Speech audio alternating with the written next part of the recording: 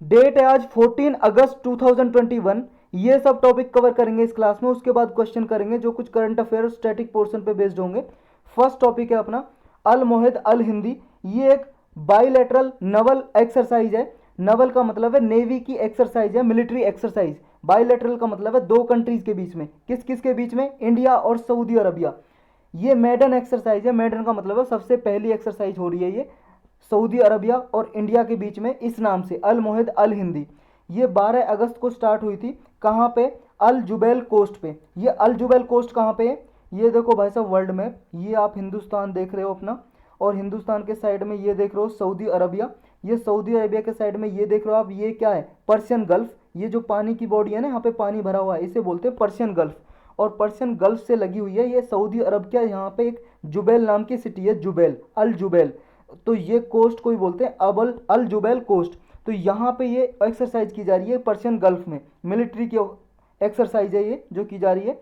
Navy दोनों participate करेंगी, Saudi Arabia की और इंडिया की नेवी। इंडिया की नेवी की तरफ से एक सिप गया है, पानी का जहाज, जिसका नाम है stealth destroyer Kochi, INS Kochi भी बोल सकते हो आप। और हेलीकॉप्टर भी गए हैं जिन्होंने पार्टिसिपेट किया है। ये है भाई साहब कोची नाम का शिप, आईएनएस कोची, जिसने पार्टिसिपेट किया है। इस मिलिट्री एक्सरसाइज में दोनों देश की नेवी पार्टिसिपेट करेंगी और मिलिट्री मतलब एक दूसरी नेवी के बीच में कोऑर्डिनेशन एस्टेब्लिश हो और एंटी पायरेसी एक्टिविटीज़ को देखेंगी। मतलब जो भी यहाँ पे घुसपैठिए आते हैं या कोई और बोर्डिंग ऑपरेशन करेंगी, मतलब एक दूसरे कंट्री के बीच में, यानी कि दोनों नेवीज के बीच में, दोनों कंट्री की नेवी के बीच में सिनर्जी एनहेंस करेंगी। सिनर्जी का मतलब होता है तालमेल, इंटर ऑपरेबिलिटी एनहेंस करेंगी, बढ़ाएंगी दोनों कंट्रीज के बीच में। तो यही है इसके बारे में। नेक्स्ट है वर्ल्ड एलिफेंट डे, विश्व हाथी दिवस। हर साल 12 अगस्त को मनाया जाता है ये, इस साल भी मनाया गया।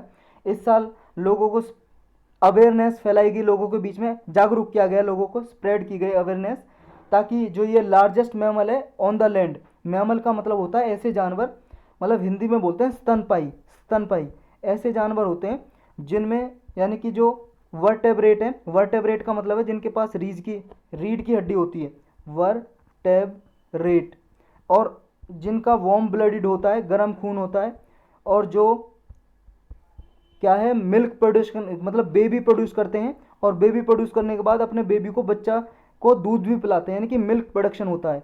मिल्क प्रोडक्शन मतलब बहुत सारे ऐसे होता है ना, मुर्गी, मुर्गी क्या अंडे देती है तब बच्चे निकलते हैं, जो हैन होती है। तो यानी कि वो मैमल नहीं है। जैसे इंसान है, आदमी, आदमी मैमल से एक, क्योंकि वो ये इनवर्टेब्रेट भी है, वर्टेब्रेट, वर्टेब्रेट का मतलब रीढ़ की हड्डी भी है, गर्म खून भी है, वार्म ब्लडेड भी है, बेबी भी प्रोड्यूस होते हैं, अंडे से थोड़ी ना बच्चे निकलते हैं, और मिल्क प्रोडक्शन भी होता है। ऐसी डॉग है, डॉग भी मैमल्स है। तो ये हाथी सबसे बड़ा मैमल्स है लैंड पे, ज़मीन पे, पृथ्वी पे सबसे बड़ा मैमल। तो इसके अवेयरनेस फैलाने के लिए कि किसी का कंजर्वेशन और प्रोटेक्शन किया जा सके, ये जो डे है लॉन्च किया गया था 2012 को। 2012 में जो एशियन और अफ्रीकन एलिफेंट्स हैं, इन पे, इनकी जो पॉपुलेशन है ना, इनकी जो जनसंख्या है, मतलब एक तरह से एलिफेंट और एशियन के नंबर घट रहे थे, इनकी पॉपुलेशन घट रही थी। तो इनको बचाने के लिए ये 2012 में एलिफेंट डे लॉन्च किया गया। जो एशियन एलिफेंट्स हैं, दो तरह के एलिफेंट्स होते हैं देखो, एक तो एशियन एलिफेंट्स और एक अफ्रीकन एलिफेंट्स। एशिया में पाए जाते हैं एशियन एलिफेंट, और अफ्रीका में पाए जाते हैं अफ्रीकन एलिफेंट। एशियन एलिफेंट की 3 प्रजाति होती हैं। देखो ये जरूरी है भाई साहब, वैसे ही नहीं पढ़ रहे हम इसे बेफालतू में। 2020 का क्वेश्चन पेपर उठा कर देखो आप, यूपीएससी का प्रीलिम्स का, उसमें एलिफेंट के रिगार्डिंग क्वेश्चन पूछा हुआ है। देखो आप उठा के, पता चल जाएगा। एशियन एलिफेंट की 3 प्रजाति पाई जाती हैं, 3 सब स्पीसीज, जिनका नाम है इंडियन एलिफेंट, सुमत्रन एलिफेंट और श्रीलंकन एलिफेंट। ये इंडियन एलिफेंट का नाम इंडिया में ज़्यादा पाए जाते हैं, और सुमत्रन ये इंडोनेशिया का जो आइलैंड है, ये इंडोनेशिया कंट्री है, इंडोनेशिया का आइलैंड है सुमत्रा, यहाँ पे सुमत्रन आइलैंड पे पाए जाते हैं। सुमत्रन मतलब एशिया में ये सुमत्रन एलिफेंट पाए जाते हैं, और श्रीलंका में श्रीलंकन एलिफेंट। ग्लोबल पॉपुलेशन है जो पूरे वर्ल्ड में एलिफेंट की 20,000 से लेकर 40,000 तक है, और इंडिया में पूरे वर्ल्ड का 60% से ज़्यादा एलिफेंट तो इंडिया में पाए जाते हैं। 60% से ज़्यादा इंडिया में पॉपुलेशन पाई जाती है। आईयूसीएन की रेड लिस्ट में इनका स्टेटस एंडेंजर्ड कैटेगरी में आता है, और वाइल्ड लाइफ प्रोटेक्शन एक्ट है जो हमारा 1972 का, उसका शेड्यूल 1 में आता है। इसकी कई सारी लिस्ट होती हैं, जैसे 1 2 3 4 5 6 उनका नाम रखा हुआ है शेड्यूल 1 2 3 4 5 6। जो शेड्यूल 1 में रखे जाते हैं उन्हें हाईएस्ट प्रोटेक्शन दी जाती है, और IUCN क्या है, international union for conservation of nature, एक इंटरनेशनल ऑर्गेनाइजेशन जिसमें NGO वगैरह भी पार्टिसिपेट करती हैं और गवर्नमेंट ऑर्गेनाइजेशन भी पार्टिसिपेट करती हैं। तो इस ये बनाई गई थी 1948 में। जूलियन हेक्सले नाम का एक आदमी है, उसने बनाया था ये। इसके बारे में और पूरा डिटेल में जानना है आपको इसके बारे में, तो आप देख सकते हो इन्वायरमेंट की प्लेलिस्ट में जाके लेक्चर बना हुआ है, IUCN साइट्स क्या है और CMS क्या है, उसके बारे में पूरी डिटेल मिलेगी। अब अफ्रीकन एलिफेंट के बारे में थोड़ा देख लेते हैं। जो अफ्रीकन एलिफेंट है उसकी 2 सब स्पीसीज मिलती हैं, 2 सब स्पीसीज, जिनका नाम है, एक का नाम तो है सवाना एलिफेंट बोलते हैं, सवाना को बुश एलिफेंट भी बोलते हैं, और एक है फॉरेस्ट एलिफेंट। एलिफेंट तो आपने देखा ही होगा ना, इसलिए मैंने इसकी पिक्चर नहीं लगाई है। एलिफेंट तो आपने देखा ही है बहुत बार। कंसर्न क्या है इसके बारे में, मतलब जो एलिफेंट है इनकी परेशानियाँ क्या हैं, क्यों इनकी पॉपुलेशन घट रही है। एक तो है भाई साहब ये एस्केलेशन ऑफ पोचिंग। पोचिंग का मतलब होता है हंटिंग, शिकार करना। इनके शिकार कर लेते हैं लोग, मार देते हैं, ये एस्केलेट हो रही है। एस्केलेट का मतलब इंक्रीज, हंटिंग इंक्रीज हो रही है। हैबिटेट लॉस, इनका जो रहने का घर है, जंगल, वो फॉरेस्ट को काट रहे हैं लोग, जंगलों को काट रहे हैं, तो इनका हैबिटेट लॉस हो रहा है। ह्यूमन एलिफेंट कॉन्फ्लिक्ट हो रहा है। कॉन्फ्लिक्ट का मतलब है विवाद, मतलब ह्यूमन एलिफेंट का जब जंगल काटे जाएंगे तो जंगल से भाई साहब ये एलिफेंट बाहर आएंगे, ह्यूमन एलिफेंट का कॉन्फ्लिक्ट तो होगा ही होगा। नेक्स्ट है मिस ट्रीटमेंट इन कैप्टिविटी। कैप्टिविटी का मतलब है जैसे मान लो जू चिड़ियाघर वगैरह में रख लेते हैं एलिफेंट को, तो ये इनका पे मिस ट्रीटमेंट किया जाता है, मतलब इनको अच्छे से रख रखाव नहीं किया जाता है। नेक्स्ट है abuse due to elephant tourism. Elephant tourism की वजह से भी इनका अब्यूज हो रहा है। तो ये कुछ रीज़न है जिनकी वजह से इनकी पॉपुलेशन घट रही है। Steps taken by India for conservation. India के द्वारा कौन कौन से स्टेप लिए गए हैं इनके कंजर्वेशन के लिए। पहला है गज यात्रा। गज यात्रा, गज का मतलब है एलिफेंट, हाथी, यात्रा का मतलब आप जानते हो जर्नी। ये कैंपेन चलाई गई थी, कैंपेन अभियान, लोगों को जागरूक करने के लिए कि भाई साहब एलिफेंट्स भी हमारे लिए ज़रूरी है नेचर के लिए, तो इनको बचाया जाए। नेक्स्ट है एक माइक प्रोग्राम। ये माइक प्रोग्राम आपको याद रखना है। माइक है monitoring the illegal killing of elephants. जो अवैध तरीके से एलिफेंट्स को मार दिया जाता है उनकी मॉनिटरिंग करना, इसका लक्ष्य है इस प्रोग्राम का। 2003 में लॉन्च किया था ये। अफ्रीका, एशिया में जो भी एलिफेंट्स पे कोई इलीगल किलिंग हो रही है उसके रिगार्डिंग ये लॉन्च किया गया था। नेक्स्ट है प्रोजेक्ट एलिफेंट 2000, ये किया गया था 1992 में, फरवरी 1992 में। ये एक सेंट्रली स्पॉन्सर्ड स्कीम है, centrally sponsored scheme project elephant. Centrally sponsored scheme क्या होती है, कई बार देखो हर लेक्चर में लगभग मैं बताता हूँ आपको, अब तक तो आपको याद हो गया होगा, और अब इरिटेशन होती होगी नहीं बताता हूँ तो, है ना। अगर इरिटेशन होती है ना आपको तो कमेंट सेक्शन में बता देना, फिर आगे से नहीं बताऊँगा ये सेंट्रली स्पॉन्सर्ड स्कीम और सेंट्रली सेक्टर स्कीम क्या होती है। एक बार बता देता हूँ फिर भी।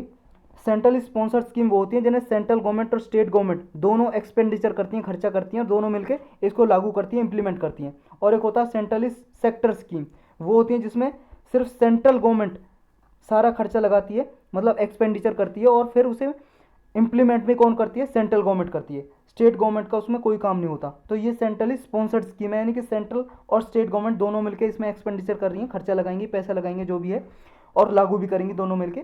1992 में लॉन्च की थी ये प्रोजेक्ट एलिफेंट, ताकि एलिफेंट्स का, हाथियों का प्रोटेक्शन किया जा सके। नेक्स्ट है एलिफेंट इंफॉर्मेशन नेटवर्क। ये नेटवर्क एक मिस्टर आनंद कुमार हैं, इन्होंने सजेस्ट किया था ये इंफॉर्मेशन नेटवर्क, जो ह्यूमन एलिफेंट एक साथ जहाँ पे भी सदर्न इंडिया में एग्जिस्टेंस करते हैं, और अगर उनका कोई मान लो कॉन्फ्लिक्ट होने वाला है, एलिफेंट आ रहे हैं, मान लो ये जंगल है, ये जंगल है भाई साहब, यहाँ पे ह्यूमन हैबिटेट है, यहाँ पे ह्यूमन रहते हैं, जंगल से बाहर एलिफेंट आ रहे हैं, और हो सकता है आदमियों को मार दें, घर वालों को ये नष्ट कर दें। तो एलिफेंट जैसे ही बाहर आएंगे ना, तो सूचना कर दी जाती है, यहाँ पे वार्निंग देते हैं, चेतावनी देते हैं कि एलिफेंट जंगलों से बाहर आ गए, आप यहाँ से निकल जाएँ, दूसरी जगह पर चले जाएँ, यहाँ से निकल के, वरना कुछ हानि हो सकती है। तो ये अवेयरनेस फैलाते हैं इसके ज़रिए कि जो भी नेगेटिव ह्यूमन एलिफेंट कॉन्फ्लिक्ट होता है, इंटरेक्शन होता है, उसको मिनिमाइज कर सके, रोक सकें। इसलिए ये नेटवर्क बनाया गया, एलिफेंट इंफॉर्मेशन नेटवर्क, मतलब सूचना फैलानी है इसकी। नेक्स्ट टॉपिक है अपना common survey to count elephants and tigers. देखो पहले क्या है, दोनों की सर्वे होती थी अलग अलग, मतलब इनकी गिनती, टाइगर कितने हैं हमारे देश में हाथी कितने, एलिफेंट, अलग अलग गिनती होती थी। हर 5 साल में एलिफेंट की, हर 4 साल में काउंटिंग होती है टाइगर की। लेकिन गवर्नमेंट ने अभी फैसला किया है कि दिसंबर से दोनों की सर्वे के एक साथ होगी, टाइगर की और एलिफेंट की जो काउंटिंग होगी एक साथ होगी। ये 12 अगस्त को ये अनाउंस किया गया था एलिफेंट डे पे, जब हम हाथी दिवस मनाते हैं ना, वर्ल्ड एलिफेंट डे। क्यों किया गया ऐसा, क्यों किया गया, क्योंकि 90% जो टाइगर और एलिफेंट है वो लगभग कॉमन एरिया में रहते हैं। जिस जंगल में टाइगर मिलते हैं उस जंगल में एलिफेंट भी मिलते हैं 90% एरिया में। तो टाइगर सर्वे पहले 4 साल में की जाती थी, अब भी 4 साल में की जाएगी, लेकिन एलिफेंट सर्वे पहले 5 साल में की जाती थी, लेकिन अब ये 4 साल में की जाएगी। टाइगर की काउंटिंग होती है उसके साथ साथ। क्यों की जाएगी? क्योंकि 90% पॉपुलेशन लगभग साथ साथ मिलती है। और कैसे काउंट करते हैं इनको? क्या ऐसे काउंट करते हैं कि एक लायन, ये लायन हो गया टाइगर, मतलब लायन नहीं टाइगर, एक टाइगर हो गया, ये उसे जाके उसके पास जाके काउंट कर देंगे? इस तरह से तो उसे खा जाएगा आदमी को जो काउंट करेगा, है कि नहीं? तो कैसे काउंट करते हैं? सीसीटीवी कैमरा लगा देते हैं भाई साहब जंगल में। सीसीटीवी कैमरा जो भी आते हैं उसमें उसे काउंट कर लेते हैं। फिर कहोगे आप सीसीटीवी कैमरा में तो कैसे पहचानेंगे कि ये टाइगर कैसा? सबकी शक्ल तो सेम ही होती है। हाँ भाई साहब, आपने सही सोचा, सबकी शक्ल सेम होती है, लेकिन भाई साहब ये गोबर भी तो करते हैं, आप भी करते हो जैसे ये गोबर करते हैं। ये गोबर जो करते हैं उस गोबर को क्या है, फॉरेस्ट डिपार्टमेंट वाले उठा के लेके चले जाते हैं। अब उसका डीएनए रख लेते हैं, सैंपल, डीएनए सैंपल पता लगा लेते हैं, हाँ इसका डीएनए ये है।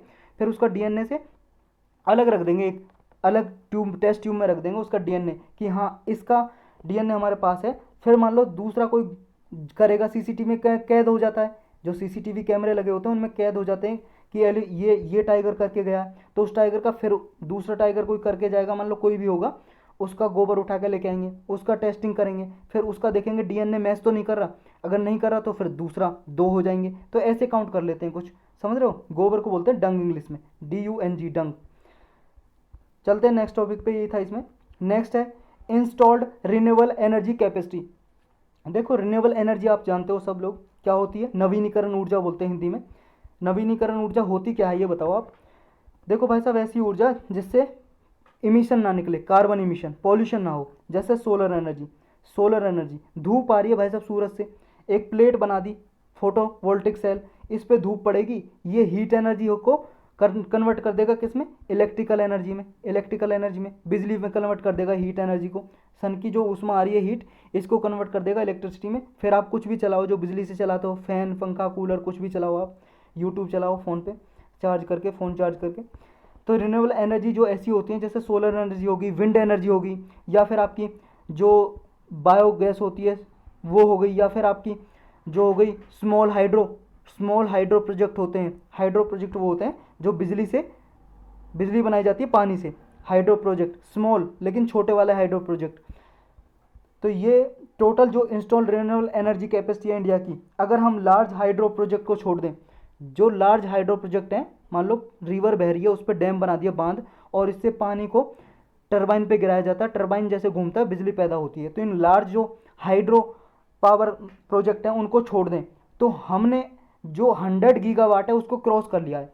मतलब 100 गीगावाट की रिन्यूएबल एनर्जी हम प्रोड्यूस कर रहे हैं हमारे देश में। अगर लार्ज हाइड्रो पावर प्रोजेक्ट को हम इंस्टॉल को ये इंक्लूड कर लें, अगर इसको भी सम्मिलित कर लें, तो लगभग 146 गीगावाट कैपेसिटी इंक्रीज होगी हमारे देश में। ये भाई साहब आपको याद रखना है, क्योंकि बहुत इंपॉर्टेंट है, बहुत फोकस कर रही है इस पर गवर्नमेंट। और क्वेश्चन मेंस में तो देखो आना ही आना है, मेंस में तो क्वेश्चन आएगा ही आएगा रिन्यूएबल एनर्जीज के रिगार्डिंग, प्री में भी आप एक्सपेक्ट कर सकते हो। तो आपको ये याद रखना कितनी इंस्टॉल कैपेसिटी हमारे इंडिया में, 100 गीगावाट क्रॉस कर लिया हमने, और भी 15 गीगावाट है जो इंस्टॉलेशन अभी हो रही है उसकी, और 27 गीगावाट है उसकी टेंडिंग दे दी है, ये भी अब मतलब कुछ दिनों में प्रोडक्शन शुरू हो जाएगा उसका। इंडिया पूरे वर्ल्ड में कौन से नंबर पे रिन्यूएबल एनर्जी में?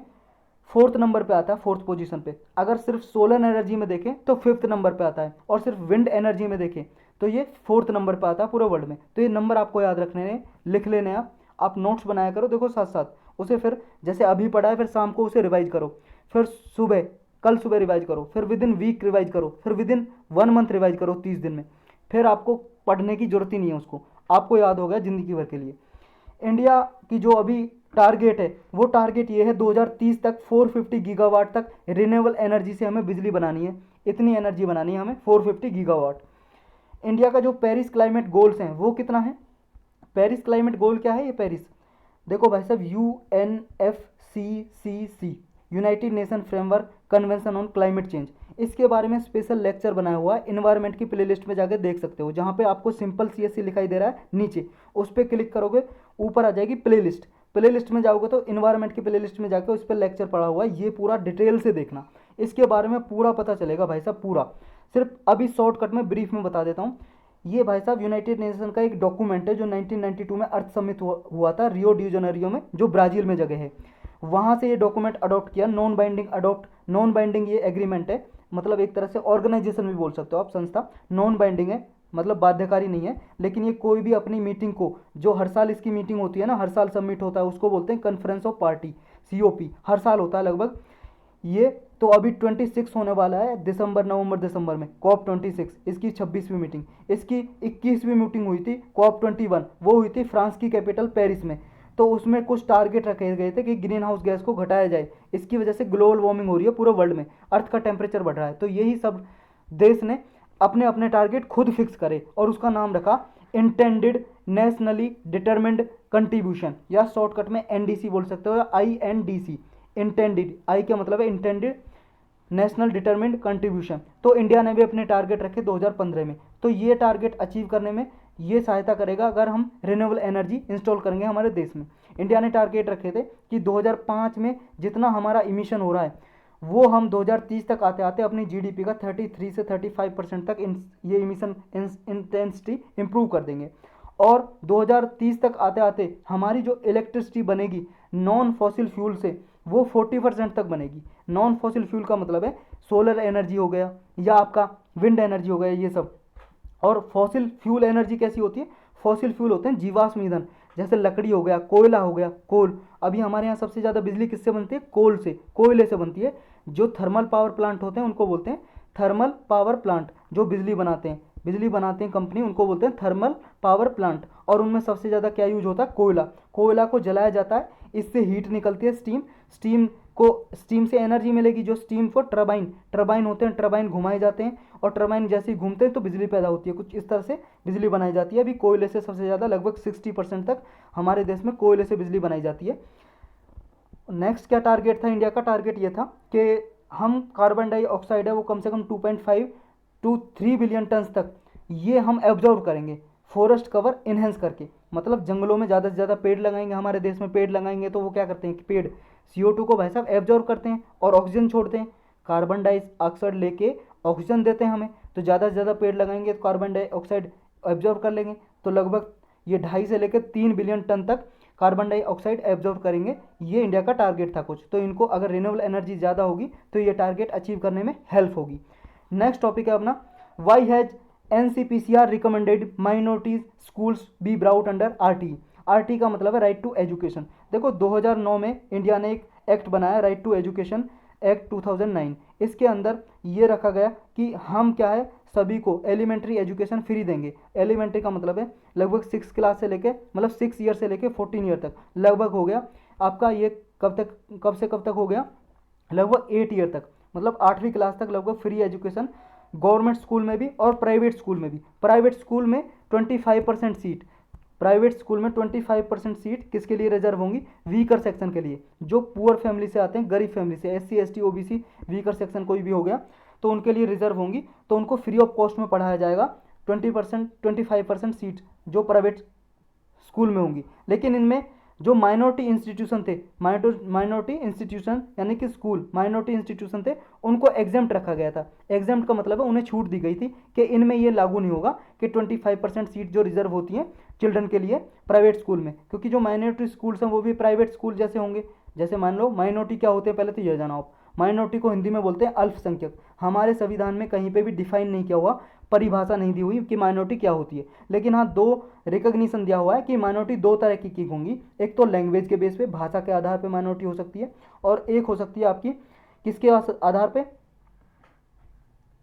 धर्म के आधार पे, रिलीजन के आधार पे। रिलीजन यानी कि रिलीजियस माइनॉरिटी और लिंग्विस्टिक माइनॉरिटी, 2 तरह की माइनॉरिटी होंगी। तो हमारे देश में कितनी माइनॉरिटी पीपल, मतलब कितने आते हैं माइनॉरिटी में ग्रुप? देखो हिंदू धर्म को छोड़ के जो बाकी के मेजर धर्म है वो माइनॉरिटी में आते हैं। लगभग ऐसे समझा जाता हो जो 50% की जिससे पॉपुलेशन कम है वो लगभग माइनॉरिटी में आती है। तो 50% से ज़्यादा तो हिंदू पॉपुलेशन है हिंदू धर्म की। बाकी के जैसे मान लो मुस्लिम हो गए, मुस्लिम या सिख हो गए, ईसाई हो गए, क्रिश्चियन या फिर आपके जैन, बुद्धिज्म और पारसी, ये कितने हो गए? 6 धर्म है। 6 धर्म माइनॉरिटी में आते हैं। इनके अलावा कोई माइनॉरिटी में नहीं माना जाता, रिलीजन के बेस पे ये माइनॉरिटी माने जाते हैं। तो ये मान लो अलग अलग, जैसे क्रिश्चियन मिशनरी स्कूल होते हैं, क्रिश्चियन मिशनरी स्कूल, जैसे आपने देखा होगा ना, सेंट लगा होता है, सेंट स्कूल कुछ लिखा होता है, सेंट स्कूल रहता है, कुछ अलग नाम से होते हैं इनके मिशनरी स्कूल जो होते हैं क्रिश्चियन के। तो ये माइनॉरिटी इंस्टीट्यूशन आते हैं, तो इनमें ये लागू नहीं होता है क्राइटेरिया 25% का जो प्राइवेट स्कूल्स में होता है, तो ये एग्जेम्प्ट रखे गए थे। लेकिन अभी क्या है, जो national commission for protection of child right है, ये कमीशन है भाई साहब, ये इसके लिए एक एक्ट बनाया था 2005 में, और ये 2007 से लागू हो गया। 2007 से ये कमीशन बनाया, एक स्टैट्यूटरी बॉडी है, एक्ट से बनाया। इसके लिए डिटेल में जानना तो स्पेशल लेक्चर बनाया हुआ, पॉलिटी की प्ले लिस्ट में जाके देख सकते हो आप। तो इस कमीशन ने बोला है कि भाई साहब देखो, माइनॉरिटी इंस्टीट्यूशन को जो एग्जाम्पशन दी हुई है, छूट दी हुई है आर्टिकल 15 क्लाउज 5 के अंदर, तो ये छूट को ना दी जाए, और चिल्ड्रन को इनमें भी रखा जाए कि इनमें भी 25% सीट रिजर्व हो चिल्ड्रन के लिए, जो गरीब सेक्शन से आते हैं, गरीब परिवार से आते हैं, तो उनको फ्री में पढ़ाया जाए, ये बोला है इसने कमीशन ने। तो ये आर्टिकल क्या बोलता है, 15 क्लाउज 5 ये बोलता है कि भाई साहब जो ऐसे एजुकेशनल इंस्टीट्यूट हैं, प्राइवेट इंस्टीट्यूशन हुए या गवर्नमेंट रन इंस्टीट्यूशन हुए जिन्हें गवर्नमेंट सहायता देती है, उनमें क्या है, गवर्नमेंट में से सभी को फ्री एजुकेशन दी जाएगी 6 से 14 ईयर के बच्चे को। प्राइवेट स्कूल में 25% सीट रिजर्व होती हैं, चाहे कोई मदरसा हो या माइनॉरिटी इंस्टीट्यूशन हो, ये एग्जाम्प्ट किए गए हैं, मतलब ये इनको एग्जाम्पशन छूट दी गई है। मदरसा बोलते हैं जो मुस्लिम जो पॉपुलेशन है, मुस्लिम धर्म के लोग हैं, वो मदरसा चलाते हैं, स्कूल चलाते हैं, और उनमें जो एजुकेशन देते हैं उनको मदरसा बोलते हैं। तो इनको एग्जाम्पशन दी हुई है, छूट दी हुई है कि इनमें ये लागू नहीं होगा 25% का क्राइटेरिया जो प्राइवेट स्कूल में होता बाकी के। बैकग्राउंड क्या है, देखो माइनॉरिटी स्कूल्स हैं, इनको एग्जाम्पशन दी गई थी, राइट टू एजुकेशन की पॉलिसी जो लाई गई थी, और इसके जरिए ही सर्व शिक्षा अभियान चलाया गया था ताकि बच्चों को एजुकेशन प्रोवाइड की जा सके। लेकिन माइनॉरिटी स्कूल को एग्जाम्पशन दी गई थी सर्व शिक्षा अभियान से भी और राइट टू एजुकेशन से भी। 86 अमेंडमेंट एक्ट किया 2002 में, और इसके जरिए आर्टिकल 21 है ना जो हमारा, उसमें आर्टिकल 21 में ए पार्ट जोड़ा गया, 21A, और इसमें रखा गया right to education fundamental right बना दिया, मौलिक अधिकार, कि 14 साल तक के बच्चे को, 6 से लेकर 14 साल के बच्चे को फ्री में एजुकेशन दी जाएगी, मौलिक अधिकार है उसका, कि उसको ऐसे कोई जो बाधाएं आती हैं, हर्डल्स आती हैं, उनको मिटाया जाएगा ताकि वो एजुकेशन ले सकें। इसमें क्या है, जो सर्व शिक्षा अभियान है, इसके मतलब इसी को, इस फंडामेंटल राइट को इंश्योर करने के लिए, सुनिश्चित करने के लिए सर्व शिक्षा अभियान चलाया गया, ताकि 6 से लेकर 14 क्लास के बच्चे को, सभी को, चिल्ड्रन को एजुकेशन दी जा सके। फिर 2006 में 93rd कॉन्स्टिट्यूशनल अमेंडमेंट एक्ट लाए गए, मतलब ये 93rd कॉन्स्टिट्यूशनल अमेंडमेंट एक्ट के जरिए आर्टिकल 15 में क्लाउज 5 जोड़ा गया। इसमें ये जोड़ा गया कि देखो, ये जो भी मान लो बैकवर्ड क्लास में आता है, शेड्यूल कास्ट, शेड्यूल ट्राइब में जो भी कोई गवर्नमेंट इंस्टीट्यूशन है, गवर्नमेंट एडिड इंस्टीट्यूशन है या फिर प्राइवेट इंस्टीट्यूशन है, उनमें तो रिजर्वेशन होगी वीकर सेक्शन के लिए, SC ST बैकवर्ड क्लास के लिए। लेकिन जो माइनॉरिटी एजुकेशनल इंस्टीट्यूशन है, इनको एग्जाम्पशन रखा गया है, मतलब इनको छूट मिलेगी, इनमें कोई रिजर्वेशन नहीं होगी, वो अपने हिसाब से रूल रेगुलेशन बनाएंगे। फिर इसके बाद क्या है, जो RTE है, राइट टू एजुकेशन, इसके अंडर क्या क्या लाया गया कि जो आर्टिकल 21A है हमारा, ये फंडामेंटल राइट है, फंडामेंटल राइट ऑफ एजुकेशन, तो ये दिया गया। लेकिन ये क्या है, कमीशन का कहना क्या है, कमीशन कहता है कि देखो, एक तो आर्टिकल 21A बोलता है कि हमारा राइट टू एजुकेशन है, बच्चों का मौलिक अधिकार है कि एजुकेशन का। आर्टिकल 30 बोलता है माइनॉरिटी का ये फंडामेंटल राइट है कि वो अपना एजुकेशन इंस्टीट्यूट एस्टेब्लिश कर सकते हैं, और उन्हें क्या है, अपने हिसाब से रूल्स बनाने का अधिकार है। और उधर आर्टिकल 15 क्लाउज 5 ये बोलता है कि राइट टू एजुकेशन को एग्जाम्पशन दी गई है माइनॉरिटी स्कूल्स में। माइनॉरिटी स्कूल्स में ये लागू नहीं होगा कि उन्हें बच्चों को फ्री में एजुकेशन दी जाए, 25% का कोटा जो होता है प्राइवेट इंस्टीट्यूशन में। तो देखो, ये क्या है, कॉन्फ्लिक्ट पैदा करता है, एक कॉन्फ्लिक्टिंग पिक्चर पैदा करता है। इधर आर्टिकल 15 क्लाउज 5 कुछ और कहता है, आर्टिकल 35 कुछ और कहता है, आर्टिकल 21A कुछ और कहता है। तो इस कॉन्फ्लिक्ट को मिटाया जाए, ये इस कमीशन का कहना है, जो अभी इस कमीशन ने कहा है कि RTE के अंदर, राइट टू एजुकेशन के अंदर माइनॉरिटी इंस्टीट्यूशन को भी लाया जाए। तो नीड क्या है, अभी लाने की जरूरत क्या है, देखो जरूरत ये है कि जो कमीशन है, कमीशन ने ये ऑब्जर्व किया है कि मैनी चिल्ड्रन क्या है, इंस्टीट्यूशन में इन्वॉल्व नहीं होते, और उन्हें क्या है, जैसे मान लो इंस्टीट्यूशन में इन्वॉल्व हुए, माइनॉरिटी इंस्टीट्यूशन में, तो वो राइट एंजॉय नहीं करते जो और चिल्ड्रन एंजॉय करते हैं। नेक्स्ट ये कि फॉर एग्जांपल जो मिशनरी स्कूल है, मतलब क्रिश्चियन कम्युनिटी के जो स्कूल हैं, उन्हें क्या है, इलाइट कोकून समझा जाता है। कोकून का मतलब होता है, कोकून का मतलब वैसे तो वो होता है जैसे जो रेशम वाला कीड़ा होता है ना, जिससे रेशम का कपड़ा बनता है, रेशम का धागा निकलता है, उसके ऊपर जो कवच होता है, उस कवच को बोलते हैं कोकून। लेकिन यहाँ पे भाई साहब मतलब है एक तरह से प्रोटेक्शन। और इलाइट, इलाइट का मतलब क्या है, विशिष्ट वर्ग, मतलब महान वर्ग, महान पीपल, इलाइट पीपल। तो इलाइट कोकून का मतलब हो गया जो ग्रेट वर्ग के लोग हैं, इलाइट कोकून से। ये एक तरह से इलाइट कोकून से समझे जाते हैं मिशनरी स्कूल। मतलब इसमें क्या है, बहुत रिच पीपल या बहुत ही अधिक महान पीपल के बच्चे पढ़ते हैं इन स्कूल्स में। और ऐसे स्कूल्स क्या है, केवल वो सर्टेन क्लास के स्टूडेंट्स को ही एजुकेशन मिलती है, और जो अंडर प्रिविलेज हैं, जो क्या है वीकर सेक्शन के चिल्ड्रन हैं, वो इस सिस्टम से बाहर रहते हैं। तो एक तरह से इनको बोला जाता है, कमीशन ने कहा है, cocoons populated by elites in missionary schools को, जो ये खोले जाते हैं। दूसरी तरफ जो मदरसा हैं, मदरसा हैं जो मुस्लिम धर्म के लोग चलाते हैं मदरसा, उनमें जो स्टूडेंट्स पढ़ते हैं उनको क्या है सेकुलर कोर्सेज अवेलेबल नहीं होते, मतलब धर्मनिरपेक्ष कोर्सेज अवेलेबल नहीं होते, रिलीजियस स्टडीज़ दी जाती हैं, मतलब धार्मिक क्या है, धार्मिक शिक्षा दी जाती है। उनके साथ साथ उन्हें सेकुलर कोर्सेज नहीं प्रोवाइड की जाते, जैसे साइंस वगैरह नहीं सिखाई जाती। तो एक तरह से वो स्कूल इन्फीरियरिटी में आ जाते हैं, कहने का मतलब अलग रह जाते हैं मेन सिस्टम से। जैसे मान लो मदरसा, भाई साहब मदरसा, मदरसा में क्या है कि धार्मिक एजुकेशन दी जाती है। अब आप ही बताओ भाई साहब, अगर कोई ध्यान से सोचे, देखो कुछ लोग ऐसे होते हैं हर कम्युनिटी में, चाहे हिंदू हो, मुस्लिम हो या कोई और धर्म हो, उनमें क्या होते हैं कुछ ऐसे होते हैं लोग, जैसे मदरसा चलाए जाते हैं, इनमें धार्मिक पॉपुलेशन दी, मतलब धार्मिक शिक्षा दी जाती है। अब एक बात बताओ आप कि धार्मिक जो शिक्षा दी जाती है, क्या आप उससे आगे अपना कैरियर बना सकते हो? कैरियर बना सकते हो? वो तो कुछ लोग हैं जो धार्मिक शिक्षा देने के बाद उन्हें तो डोनेशन आ जाता है, और उस डोनेशन को पर्सनल यूज़ के लिए यूज़ करते हैं। जैसे आप सबसे अच्छा एग्जांपल लो हिंदू धर्म का। हिंदू धर्म में बाबाएं होते हैं, जो बाबा बने होते हैं हिंदू धर्म में, हर मंदिर में सब में बाबा मिलते हैं। वो बाबा क्या करता है, उनका जो मंदिर में फंड आता है ना, अपने काम के लिए यूज़ करते हैं। और लोग बाग कैसे पागल बने हुए हैं, लोग बाग क्या है, उन्हें मानते हैं कि ये भगवान ने मेडिएटर भेजे हैं, कि आपको भगवान से मिलना तो ये बाबा मिलाएंगे आपको, आप डायरेक्ट नहीं मिल सकते। क्या आप एक बात बताओ, ये भगवान आके इन बाबा को अपॉइंट करके गया है क्या? जो गॉड आए हैं, गॉड आके या अल्लाह आके इन धार्मिक रिलीजियस लीडर को अपॉइंट करके गया है? भाई साहब जो कुछ एजुकेटेड पीपल है वो उन्हें समझ में आता है कि कैसे पागल बनाया जाता है, धर्म के नाम पे लोगों को कैसे बेवकूफ़ बनाया जा रहा है हर एक धर्म में, समझ रहे हो?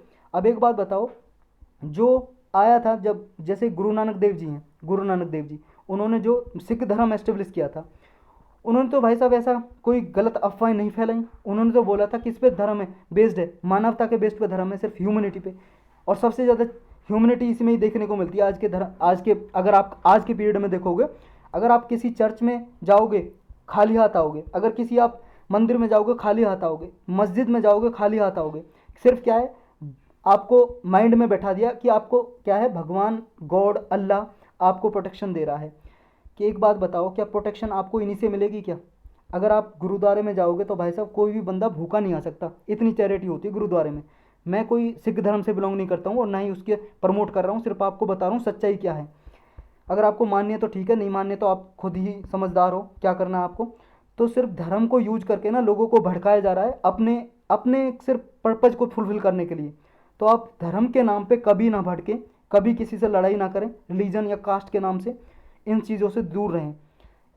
कहीं ह्यूमैनिटी है तो उसको प्रमोट करें बस। तो इस लेक्चर में मतलब इस टॉपिक के बारे में यही था। अब चलते हैं नेक्स्ट टॉपिक पे। नेक्स्ट है अपना what is bulk drug park and why does Himachal Pradesh want one. ये बुल्क ड्रग पार्क क्या है क्या, और हिमाचल प्रदेश क्यों चाह रहा है कि हमारे स्टेट में भी, राज्य में भी एक बुल्क ड्रग पार्क बने। देखो कलकत्ता ने अभी सेंट्रल गवर्नमेंट से अप्रूवल मांगी है कि हमारे डिस्ट्रिक्ट में भी, एक डिस्ट्रिक्ट में यादगीर डिस्ट्रिक्ट में एक बुल्क ड्रग पार्क बनाया जाए। सेंट्रल गवर्नमेंट की जो स्कीम है बुल्क ड्रग पार्क स्कीम, उसके तहत बुल्क ड्रग पार्क बनाया जाए। तो ये है क्या बुल्क ड्रग पार्क? देखो ये पार्क वो वाला नहीं है जिसमें पेड़ पौधे होते हैं, घास लगी होती है।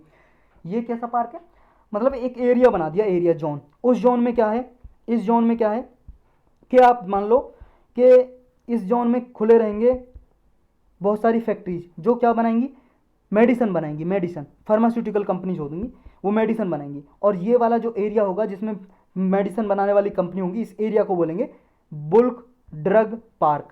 तो ये बुल्क ड्रग क्या होता है, बुल्क ड्रग बनाएंगे ये बुल्क ड्रग को बोलते हैं, या तो आप बोल सकते हो इसको एपीआई, एक्टिव फार्मास्यूटिकल इंग्रेडिएंट, या फिर बुल ड्रग।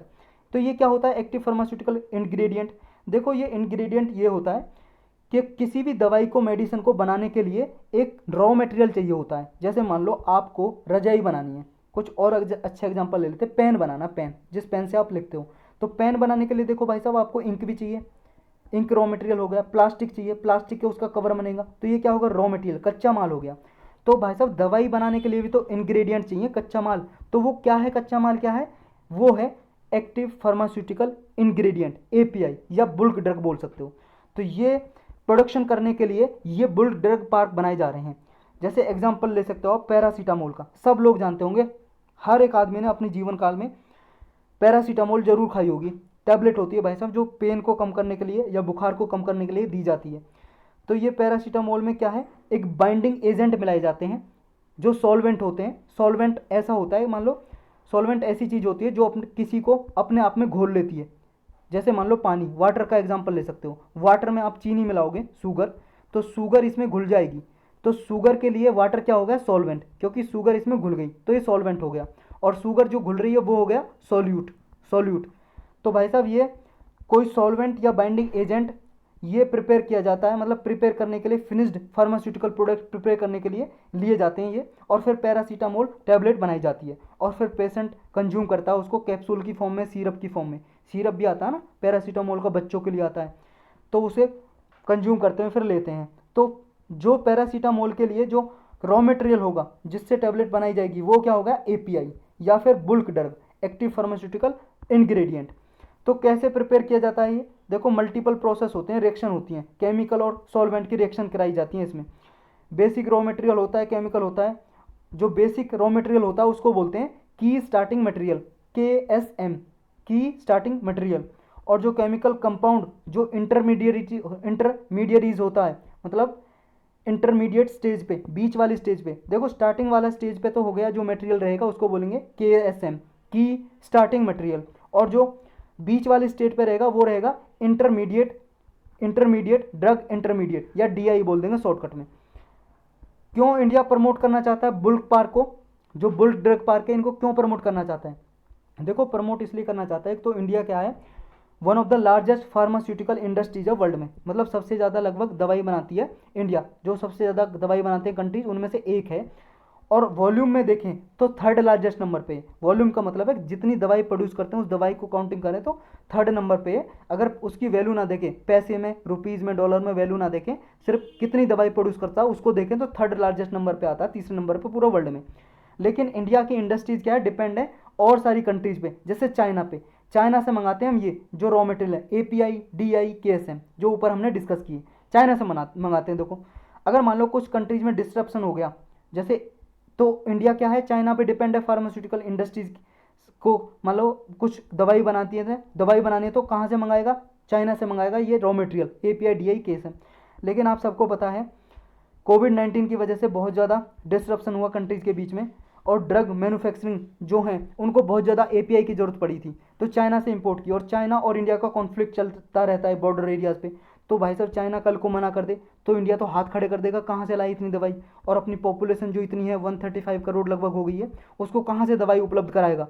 तो इंडिया के लिए तो परेशानी हो सकती है ना। इसलिए इंडिया सोच रहा है कि हमारे देश के अंदर ये बने बुल्क ड्रग पार्क और सेल्फ रिलायंस हो हमारा, मतलब आत्मनिर्भर हो इसमें बनाने में। तो जून में क्या है, जो डिपार्टमेंट ऑफ फार्मास्यूटिकल है उसने घोषणा की थी, अनाउंस किया था ये स्कीम कि 3 बुल्क ड्रग पार्क बनाए जाएंगे हमारी कंट्री में, और बहुत बड़े होंगे ये डिज़ाइन किए जाएंगे। इनके लिए कॉमन इंफ्रास्ट्रक्चर फैसिलिटी डेवलप की जाएगी ताकि जो एपीआई, DI, KSM बनाई जा सके। और क्या है, जो वेस्ट मैनेजमेंट सिस्टम है इनके लिए कॉमन होगा, मतलब जो भी दवाई बनाने में वेस्ट निकलता है उसको के लिए भी मैनेजमेंट किया जा सके। ये पार्क होंगे जो, ये क्या है, जो मैन्युफैक्चरिंग कॉस्ट होती है ड्रग बनाने में आती है, क्योंकि अभी हम इंपोर्ट करते हैं बाहर से और जो उसकी कॉस्ट ज़्यादा आती है, अगर हम अपने देश में मैन्युफैक्चर करेंगे इसकी कॉस्ट कम आएगी। तो इसको ही ब्रिंग डाउन करना है, मतलब कम करना है, रिड्यूस करना है कॉस्ट को। की फीचर क्या क्या होते हैं बुल्क ड्रग पार्क के, देखो ये स्कीम क्या है, सपोर्ट करती है कि 3 सिलेक्टेड पार्क होंगे कंट्री में जिनके लिए 1 टाइम ग्रांट इन एंड, मतलब कि पैसा देगी government, common infrastructure facility develop करने के लिए प्रोवाइड करेगी मनी। इस मनी में 70% जो होगा कॉस्ट वो कॉमन फैसिलिटी के लिए ये प्रोवाइड करेगी सेंट्रल गवर्नमेंट। और उसमें भी जैसे हिमाचल प्रदेश या और कोई हिली स्टेट है जिसमें पहाड़ी इलाके हैं, जैसे जम्मू कश्मीर, हिमाचल प्रदेश, उत्तराखंड, सिक्किम, अरुणाचल प्रदेश, ऐसे पहाड़ी इलाके हैं, उनमें 90% तक कॉस्ट कौन देगा, सेंट्रल गवर्नमेंट देगी इनमें। और इनके लिए मतलब लगभग मैक्सिमम कॉस्ट, सेंट्रल गवर्नमेंट क्या है मैक्सिमम कॉस्ट प्रोवाइड करेगी एक पार्क के लिए 1000 करोड़ तक देगी। और इनके लिए लैंड कितनी होनी चाहिए, इनके लिए देखो कम से कम होनी चाहिए एटलीस्ट, यानी कि नॉट लेस देन 1000 एकड़, 1000 एकड़ से तो कम नहीं होनी चाहिए ज़मीन बुल्क ड्रग पार्क बनने के लिए। और जो हिली स्टेट्स हैं उनके लिए क्राइटेरिया 700 करोड़ से कम नहीं होनी चाहिए, इससे ज़्यादा ही होनी चाहिए। तो ये आपको बस इसमें याद रखना है। चलते हैं नेक्स्ट टॉपिक पे। नेक्स्ट है what's behind the China Taiwan divide. देखो चाइना ताइवान का कॉन्फ्लिक्ट चलता रहता है। पहले आप मैप में देखो, पहले ये वर्ल्ड मैप देखो आप, ये छोटा कर लेते हैं, ये अपना हिंदुस्तान है, ऊपर आपको चाइना दिखाई दे रहा है और साइड में छोटा सा लटका हुआ है ना ये आइलैंड नेशन, ये है ताइवान, ये है भाई साहब ताइवान। तो ये ताइवान को अब हम देखते हैं इस वाले मैप में, बड़े वाले मैप में, इसको इरेज कर लेते हैं तब तक। ये देखो भाई साहब इस वाले मैप में ये है चाइना, ये चाइना, ये वाला एरिया देख रहे हैं हम, यहाँ पे हिंदुस्तान है और ये है चाइना और ये है ताइवान। ताइवान की कैपिटल क्या है, ताइपाई। तो ये ताइवान और चाइना में कॉन्फ्लिक्ट चलता रहता है। चाइना कहता है भाई साहब हमारा ही पार्ट हो आप, हम में ही मिल जाओ। ताइवान कहता है अलग इंडिपेंडेंस मांगता है, ये अलग आज़ादी। लेकिन ये इसने कोई फॉर्मली जो चाइना का सिस्टम है ना, वन चाइना टू, मतलब टू सिस्टम है policy, one China policy system है, उसमें क्या है फॉर्मली डिक्लेयर नहीं किया है इसने बिल्कुल चाइना से अलग, लेकिन ये अलग इंडिपेंडेंस की मांग करता है और अलग अपने काम करता है। तो क्या क्या इसका कॉन्फ्लिक्ट होता है चाइना से वो डिस्कस करते हैं। देखो अभी मीटिंग हुई थी ताइवान और यूएस के ऑफिशियल्स की, यूएस मतलब अमेरिका, अमेरिका को और ताइवान की। इसमें यूएस ने ऑफर किया कि जो बीजिंग का प्रेशर है बढ़ता जा रहा है, बीजिंग का यानी कि चाइना का दबाव ताइवान पे बढ़ता जा रहा है और इसे कंपेल कर रहा है, कंपेल का मतलब ज़बरदस्ती कर रहा है, फोर्स कर रहा है, फोर्स डाल रहा है कि ताइवान एक्सेप्ट करे चाइना की सॉवरेंटी, मतलब ये आइलैंड जो है ये चाइना का ही पार्ट है, ये ताइवान एक्सेप्ट करे, स्वीकार करे। इशू क्या है, चाइना ने क्या है अपने डिप्लोमेटिक इकोनॉमिक मिलिट्री प्रेशर बढ़ा दिया ताइवान पे, कभी फोर्स भेज देता है, कभी आर्थिक व्यवस्था कुछ इकोनॉमिक ऐसी पॉलिसी बनाता है ताइवान को परेशान करता है। तो इनको प्रेशर बनाना है ताइवान पे, ताकि क्या है ताइवान क्या है माने कि चाइना का ही पार्ट है ताइवान। लेकिन इसके जो रेजिडेंट्स हैं वो क्या है रिजेक्ट करते हैं कि बीजिंग की डिमांड को, कि हम पॉलिटिकल यूनिफिकेशन नहीं चाहते मेनलैंड चाइना के साथ। तो चाइना क्या है ब्लॉक कर देता ताइवान को, बहुत सारे यूएन के, मतलब यूएन हो गया या कोई और इंटरनेशनल ऑर्गेनाइजेशन होगी, तो ताइवान को स्पेशली एक नेशन की तरह पार्टिसिपेट नहीं करने देता, ना तो यूनाइटेड नेशन की मीटिंग में, ना ही किसी और इंटरनेशनल ऑर्गेनाइजेशन में, क्योंकि चाइना कहता है भाई साहब ताइवान तो हमारी पार्ट है, हम उसकी तरफ से पार्टिसिपेट कर रहे हैं, तो ताइवान क्यों करेगा अलग से। तो ऐसा चाइना बार बार कहता आता है और ये कि जो प्रेशर डालता है कि इस पर जो 2016 में इलेक्शन हुए थे ना ताइवान में, इसके प्रेसिडेंट है ताइवानीज प्रेसिडेंट ये साई इंग वैन, तब से प्रेशर डालते आ रहे हैं ताइवान पे। चाइना और ताइवान का रिलेशन बैकग्राउंड जानते हैं कि हिस्ट्री में क्या रिलेशन रहे हैं इनके। देखो चाइना क्लेम करता है ताइवान को कि वन चाइना पॉलिसी के अंदर, वन चाइना पॉलिसी जब लेके आया था तो चाइना में सिविल वार हुआ था, फोर्स किया था कि जो नेशनलिस्ट थे, नेशनलिस्ट को बोलते हैं वहाँ पे कुमेंटांग मतलब राष्ट्रवादी लोग, ये क्या कि मेनलैंड चाइना की मेनलैंड से 1949 में यहाँ से भाग गए थे और ये बीजिंग रूल से मतलब इनको यहाँ से चले गए थे। और बाद में इन्होंने फोर्स के जरिए, चाइना ने फोर्स के जरिए ताइवान को मिलाना चाहा, लेकिन ताइवान सेल्फ गवर्नड है अभी, अब खुद की गवर्नमेंट है, उसकी खुद की सरकार है और डी फैक्टो इंडिपेंडेंट है, मतलब अपने आप को आज़ाद मानता है। लेकिन इसने कभी भी फॉर्मली इसने डिक्लेयर नहीं किया कि हम मेनलैंड चाइना से इंडिपेंडेंट है, कभी भी चाइना ने ऐसा डिक्लेयर नहीं किया, लेकिन अपने आप को मानता है कि हम इंडिपेंडेंट है, आज़ाद हैं। जो वन कंट्री टू सिस्टम है ना चाइना का फॉर्मूला है, ये ताइवान क्या है, ये इसको इसके तहत अपने ऑन अफेयर चलाता है अपने अलग से, जैसे हांगकांग चलाता है ना, हांगकांग के बारे में हम 2-3 दिन पहले पढ़ा था, जैसे हांगकांग चलाता है ऐसे ही ताइवान अपना अलग सिस्टम चलाता है। और प्रेजेंटली ताइवान क्या है, चाइना क्लेम करता है कि ताइवान हमारा ही पार्ट है, तो इससे कोई भी डिप्लोमेटिक रिलेशन रिफ्यूज़ करता है, मना करता है, क्योंकि जैसे अलग कंट्री होगी तब तो डिप्लोमेटिक रिलेशन यानी कि राजनीतिक संबंध स्थापित करेंगे ना दूसरे कंट्री से, लेकिन दूसरा कंट्री है ही नहीं, तो चाइना ताइवान से ऐसे डिप्लोमेटिक रिलेशन बनाता ही नहीं है, इनकार करता है। वो कहता है ताइवान हम ये तो हमारे ही पार्ट है, हम क्यों करें आपसे, हम ही आपके लिए डिसीजन लेंगे जो भी लेंगे। और इंडो ताइवान के कैसे रिलेशन है इंडिया और ताइवान के, देखो इंडिया और ताइवान के कोई भी फॉर्मल डिप्लोमेटिक रिलेशन नहीं है, जैसे अलग कंट्री के साथ होते हैं रिलेशन ऐसे नहीं है, लेकिन फिर भी ट्रेड रिलेशन है, बहुत सारी वेरियस फील्ड में ट्रेड रिलेशन कर रखे हैं, ट्रेड व्यापार करता है इंडिया ताइवान से। इंडिया ने भी रिफ्यूज़ कर दिया था 2010 से कि वन चाइना पॉलिसी को इंडिया नहीं मानता, जिसके तहत चाइना ताइवान और हांगकांग को अपना ही एक पार्ट मानता है। तो इंडिया ने इनकार कर रखा है कि हम नहीं मानते आपकी वन चाइना पॉलिसी को, और अलग से इनसे ट्रेड रिलेशन बनाता है ताइवान से इंडिया। तो ये रिलेशन है इंडिया और ताइवान के बीच में। नेक्स्ट टॉपिक है अपना GSLV F10 launch N EOS-03 satellite. देखो ये सैटेलाइट है, ये नाम का अर्थ ऑब्जर्वेशन सैटेलाइट नंबर 3, और ये GSLV जियो सिंक्रोनस लॉन्च व्हीकल, ये रॉकेट है, रॉकेट बोल लो या लॉन्च व्हीकल, F10 नाम का जो रॉकेट क्या है इस सैटेलाइट को लेके गया था स्पेस में, लॉन्च किया था कुछ दिन पहले, हमने इसको डिस्कस किया था, लेकिन ये फेल हो गया क्रायोजेनिक स्टेज पे। क्रायोजेनिक इंजन की स्टेज होती है, इसमें क्या है बहुत सारे इंजन होते हैं, एक तो पहले सॉलिड फ्यूल, लिक्विड फ्यूल, फिर सॉलिड फ्यूल, फिर क्रायोजेनिक इंजन, ऐसे स्टेज होती हैं इसमें। तो क्रायोजेनिक स्टेज जब चालू हुआ था, क्रायोजेनिक इंजन स्पेस में जाके उड़ रहा था ये लॉन्च व्हीकल, तो ये लेके गया था सैटेलाइट को, तो ये फेल हो गया, सक्सेसफुल नहीं रहा, इसलिए न्यूज़ में आया दोबारा। तो ये है भाई साहब देखो GSLV F10 लॉन्च व्हीकल, ये लॉन्च व्हीकल है रॉकेट। इस रॉकेट में रख देते हैं यहाँ पे कहीं सैटेलाइट को, ये जब ऊपर जाता है तो ये जब अर्थ से लगभग मान लो जैसे जियो सिंक्रोनस ऑर्बिट में भेजना है, जियो सिंक्रोनस ऑर्बिट रहता है लगभग 36,000 किलोमीटर ऊंचाई पे, अगर एग्जैक्ट आपको जानना है तो 35,786 किलोमीटर के अराउंड रहता है ये जियो सिंक्रोनस ऑर्बिट। इतनी ऊंचाई पे, अर्थ से इतनी ऊंचाई पे ले जाता है और फिर इसे छोड़ देता है, ये छोड़ देता है इसको। तो ये बाकी का जो पार्ट रहता है ना, बाकी का पार्ट जो रहता है, जो बाकी का पार्ट रहता है, इसको इरेज कर लेते हैं जब समझ में आएगा आपको।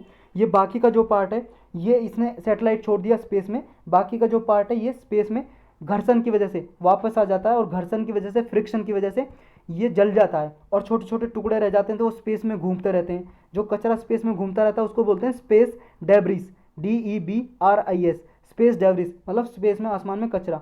लेकिन कुछ छोटा मोटा पार्ट बच भी जाता है तो वो आके वापस अर्थ पे गिर जाता है, और अर्थ पे अक्सर वो ओशन में गिरता है, समुद्र में। समुद्र में क्यों गिरता है? क्योंकि देखो जब सैटेलाइट वगैरह को लॉन्च करते हैं ना, तो अक्सर कोस्टल एरिया से लॉन्च करते हैं। जैसे यहाँ पे देखो श्रीहरिकोटा आंध्र प्रदेश में एक जगह श्रीहरिकोटा आइलैंड है, उस पर ये सतीश धवन स्पेस सेंटर है हमारा इसरो का, तो यहाँ से लॉन्च करती है, ताकि जैसे मान लो जब इस पर लॉन्च किया, जो वापस आके गिर जाए, फेल हो जाए, तो यहाँ समुद्र में गिरे। अब मान लो किसी की ज़्यादा ही किस्मत ख़राब है, जैसे ऊँट पे बैठे आदमी को भी कभी कुत्ता काट लेता ना, ऐसी वाली किस्मत है, तो मान लो कोई शिप में, बोट में यहाँ पे जा रहा है, उसके ऊपर गिर गया, तो भाई साहब कुछ नहीं कह सकते। लेकिन अधिकतर ऐसा होता है किसी को नुकसान ना हो, समुद्र में गिर जाए, समझ रहे हो, लैंड पे ना गिरे, तो इसलिए कोस्टल एरियाज में ये स्पेस सेंटर बनाए जाते हैं अक्सर। तो ये लॉन्च व्हीकल के बारे में आते हैं। अभी हम ये पढ़ा हमने लॉन्च व्हीकल। अब ये सैटेलाइट देख लो, कुछ इस तरह का सैटेलाइट था ये, अर्थ ऑब्जर्वेशन सैटेलाइट, GSF-10 से लॉन्च किया था इसरो ने। इसरो का ये 8th फ्लाइट था, जो इंडिजिनस क्रायोजेनिक इंजन से लॉन्च किया था, मतलब इंडिजिनस का मतलब अपने इंडिया में बनाया था ये।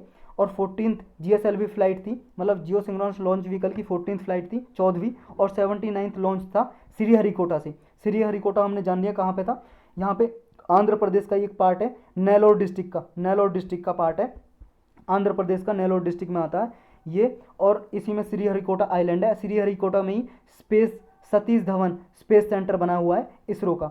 और ये EOS-03 क्या है? इसे सैटेलाइट है, earth observation satellite. Earth observation का ये मतलब है कि ये देखेगी कहाँ पे डिजास्टर, नेचुरल डिजास्टर आने वाला है, इमेज लेती है, फॉरेस्ट एरिया कितना कहाँ पे, साइक्लोन कहाँ पे आना है, वेदर सिस्टम को जानकारी देगा ये सैटेलाइट वगैरह।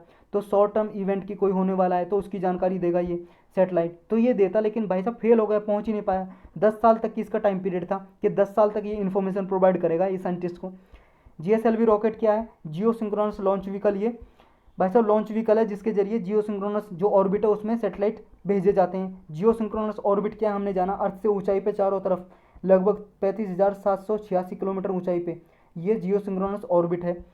जियो सिंक्रोनस क्यों बोलते हैं? जियो सिंक्रोनस इसलिए बोलते हैं, कभी भी आप इसको देखोगे, ये अर्थ जो सन के चारों ओर, ये सन है और ये अर्थ है, अर्थ सन के चारों ओर घूम रही है और अपने ऑर्बिट में भी मतलब अपने एक्सिस पे भी रोटेट कर रही है।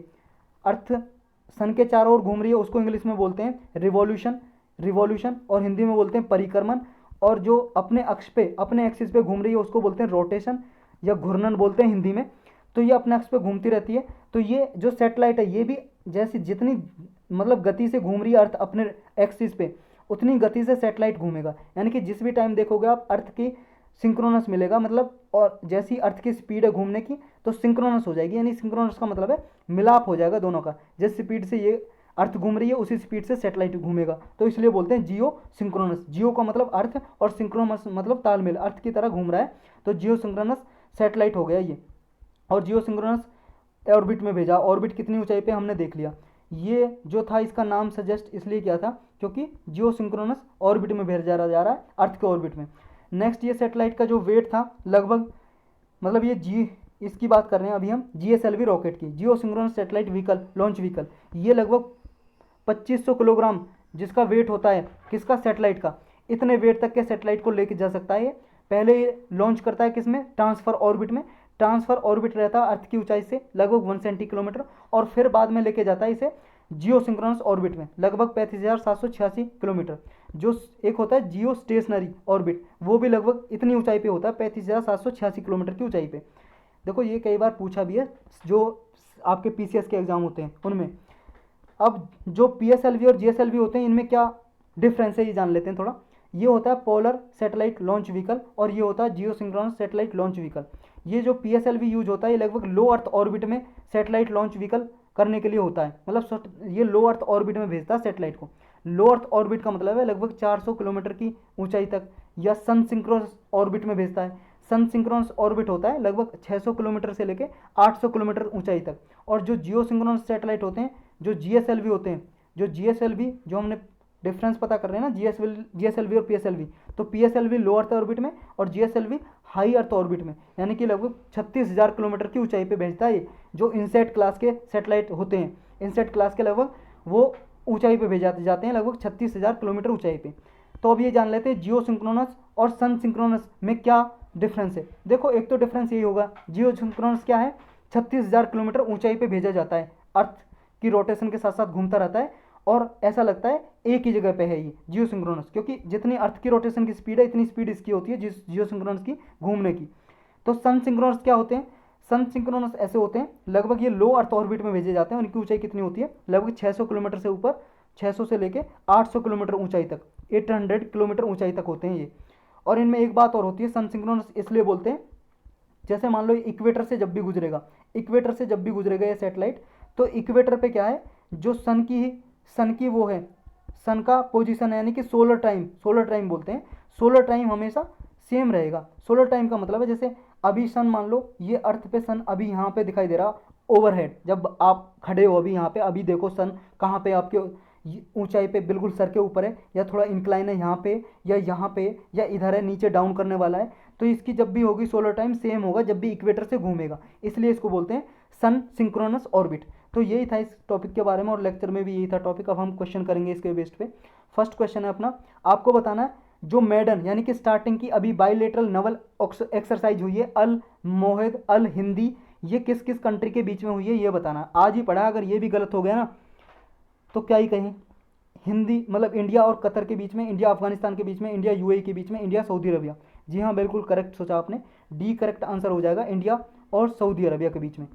नेक्स्ट आपको बताना है जो foreigners serve as the president of Congress session, ऐसे विदेशी थे जिन्होंने कांग्रेस, जो इंडियन नेशनल कांग्रेस बनी थी ना 1885 में, जो पार्टी जो आज भी पार्टी है जो इलेक्शन लड़ती है, तो इसके जो कितने प्रेसिडेंट फॉरेनर रहे हैं, विदेशी आदमी कितने प्रेसिडेंट रहे हैं इसके, आज़ादी से पहले ही रहे हैं, आज़ादी के बाद तो कोई फॉरेनर बन ही नहीं सकता।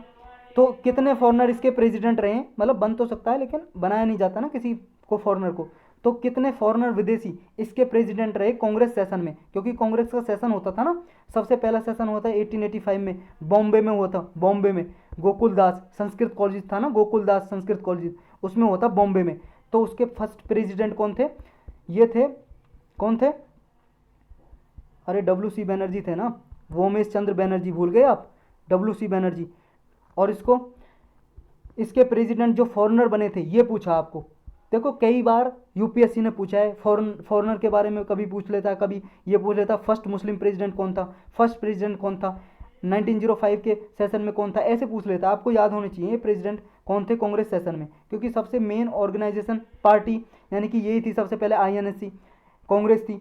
तो कांग्रेस के सेशन में आपको बताना कौन कौन फॉरेन रहे थे प्रेसिडेंट, A.O. ह्यूमे, जॉर्ज यूल या हेनरी कॉटन, 3 ओनली, 1 2 1 3 या 2 3। देखो भाई साहब A.O. ह्यूमे ये फाउंडर थे कांग्रेस को बनाया था, ये मेन आदमी थे A.O. ह्यूमे, एक सिविल सर्वेंट थे ये भी अंग्रेज थे, लेकिन कभी प्रेसिडेंट नहीं बने कांग्रेस के सेशन में, कभी भी नहीं। ये जॉर्ज यूल बने, हेनरी कॉटन बने, तो ये हमारा आंसर हो जाएगा 2 3, डी आंसर करेक्ट हो जाएगा इसमें। देखो जॉर्ज यूले बने थे 1888 में, इलाहाबाद में सेशन हुआ था कांग्रेस का, तब बने थे। और 1904 में बने थे हेनरी कॉटन, 20th सेशन हुआ था कांग्रेस का बॉम्बे में, तब बने थे। एक तीसरे आदमी और है विलियम वेडरबर्न, विलियम वेडरबर्न नाम के एक और हैं, वो भी फॉरेनर थे जो कांग्रेस के सेशन में प्रेसिडेंट बने थे। नेक्स्ट टॉपिक है अपना, आपको करेक्ट बताना है इसमें कौन सा करेक्ट स्टेटमेंट है।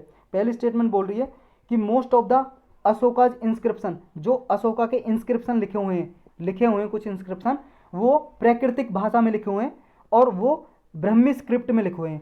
स्क्रिप्ट आप जानते हो लिपि, जैसे हिंदी एक लैंग्वेज हो गई, और हिंदी जिसमें लिखी जाती है देवनागरी लिपि, जैसे ए आ ई, ये क्या है, ये देवनागरी लिपि है, स्क्रिप्ट है, ये स्क्रिप्ट हो गई।